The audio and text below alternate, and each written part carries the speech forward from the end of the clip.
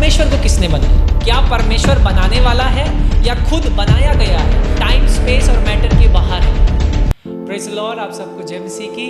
और आज के दिन हम फिर से आपके साथ जुड़े हुए हैं। और जिस प्रकार हमने अपने पिछले वीडियो में, पिछले श्रृंखला में आपसे बात किया था कि आने वाले हमारे एक एपिसोड में हम बात करेंगे सेक्स के विषय में, और इसलिए आज के दिन मैं चाहता हूं कि इससे पहले कि हम सेक्स के विषय में बात करें, हम इस बात को जानें और समझें कि कैसे परमेश्वर ने सृष्टि की रचना को किया।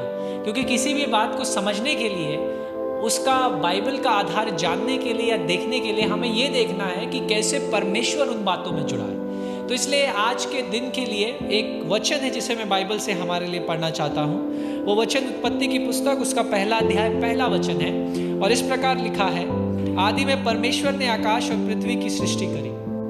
और हम में से कई इस वचन को पढ़ते हैं, कई इस वचन को देखते हैं। हमने कई जगह इसका प्रचार सुना होगा, या हो सकता है कईयों के विषय से सुना होगा, या हो सकता है हम कई बार खुद इस वचन को हमने अपनी बाइबलों में पढ़ा हो, और कई बार हम इसके उद्देश्य को ना समझे या ना जाने हो। लेकिन जब आप उत्पत्ति के पहले अध्याय, पहले वचन को पढ़ते हैं जिसमें लिखा है, आदि में परमेश्वर ने आकाश और पृथ्वी और सृष्टि की रचना करी, तब हमें एक बात को समझना है। हमें देखना है, तीन बातें यहाँ पर हमें देखनी है कि पूरा ब्रह्मांड किस बात से बना है।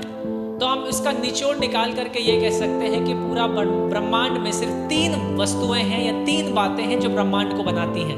वो है टाइम, दूसरा है स्पेस और तीसरा है मैटर। और इसी को हम उत्पत्ति का पहला अध्याय, पहले वचन में देखते हैं। परमेश्वर कहता है आदि यानी समय, इन द बिगिनिंग यानी समय। उसके बाद वो कहता है परमेश्वर ने आकाश यानी स्पेस, और कहता है और पृथ्वी यानी मैटर, यानी टाइम, स्पेस एंड मैटर। परमेश्वर ने पहले किसको बनाया? समय, स्पेस और मैटर को, टाइम, स्पेस और मैटर को, जो पूरे ब्रह्मांड के आज के दिन अगर हम देखते हैं, इन तीन बातों में ब्रह्मांड समाया हुआ है, बना हुआ है। कई बार हमारे मन में यह सवाल आता होगा, परमेश्वर ने सबको बनाया या सब कुछ बनाया, परमेश्वर को किसने बनाया? हो सकता है ये सवाल हम पूछ सकते हैं अपने आप से कि क्या परमेश्वर बनाने वाला है या खुद बनाया गया है? Is God a created being और he is the one who creates? कई बार ये सवाल हमारे मन में आया होगा, या कई बार हमारे मित्र या दोस्त हमसे पूछते होंगे। लेकिन आज के दिन हम इस वचन से ये समझते हैं कि ये परमेश्वर समय, टाइम, स्पेस और मैटर के बाहर है। वो एक अनलिमिटेड, असीमित परमेश्वर है, और जिसने टाइम, स्पेस और मैटर को बनाया वो इन सारी बातों के बाहर है। वो अनंत का परमेश्वर है मेरे प्रियो। और इसलिए परमेश्वर कोई बनाया हुआ जीव जंतु नहीं, लेकिन बनाने वाला परमेश्वर है, सृष्टिकर्ता परमेश्वर है। और इसलिए हमें इस वचन के द्वारा ये समझना है तीन बातें कि परमेश्वर ने शुरुआत में ही आदि, आकाश और पृथ्वी की रचना करी। टाइम, स्पेस और मैटर, पूरा ब्रह्मांड इन तीन बातों में समाया हुआ है। और इसलिए आज के दिन हमें ये समझना है कि परमेश्वर ही हर एक बात को रचने वाला परमेश्वर है।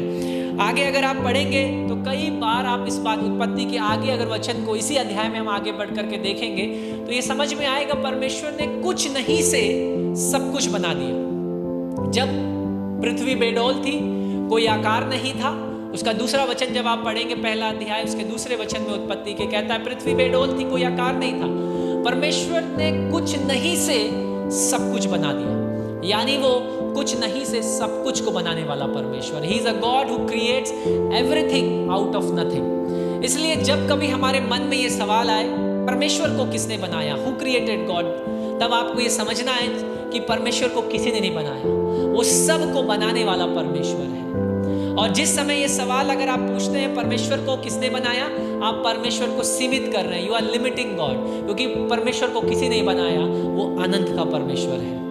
जिस प्रकार लिखा है यूहन्ना रचित सुसमाचार, उसके पहले अध्याय में, आदि में वचन था, वचन परमेश्वर के पास था और वचन ही परमेश्वर था। तो मेरे प्रियो, हमें यह समझना है कि परमेश्वर ने अपने वचन के द्वारा हर एक बात को बनाया। लेकिन जब उसने मानव की रचना करी तो उसने खुद अद्भुत रचना से करी। जब हम देखते हैं सृष्टि की रचना के दिनों को, पहले 6 दिन, उसने सारी बातों को, बाइबल में लिखा है, सारी बातों को बोल करके बनाया। He created everything out of his spoken word. उसने जो कुछ बोला वो अस्तित्व में आ गया, उसने बोला अस्तित्व में आ गया मेरे प्रिय। लेकिन मनुष्य की या मानव की रचना उसने एक खास ढंग से करी। और कैसे रचना किया, किस ढंग से मनुष्य को बनाया, और कैसे उसने सृष्टि में हर एक दिन में कैसे बातों को बनाया, और कैसे ये बातें एक दूसरे से जुड़ी हैं।